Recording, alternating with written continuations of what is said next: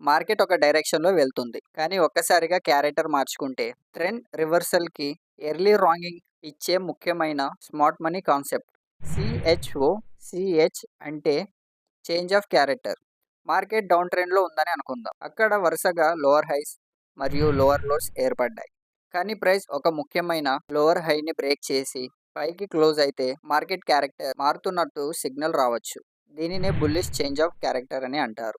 అలాగే market up ట్రెండ్‌లో higher highs మరియు హయ్యర్ లోస్ ఏర్పడుతూ ఉంటాయి. ప్రైస్ ఒక ముఖ్యమైన హయ్యర్ లోస్‌ని బ్రేక్ చేసి కింద క్లోజ్ అయితే అది బేరిష్ చేంజ్ ఆఫ్ క్యారెక్టర్‌కి సిగ్నల్ కావచ్చు.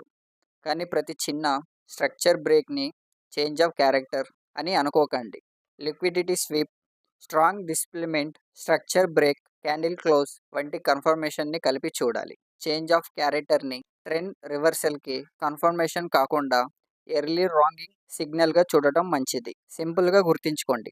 చేంజ్ ఆఫ్ క్యారెక్టర్ అంటే మార్కెట్ క్యారెక్టర్‌లో మార్పు. ఇలాంటి అడ్వాన్స్డ్ ట్రేడింగ్ కంటెంట్ కోసం నా ఛానల్‌ని సబ్స్క్రైబ్ చేయండి, లైక్ చేయండి.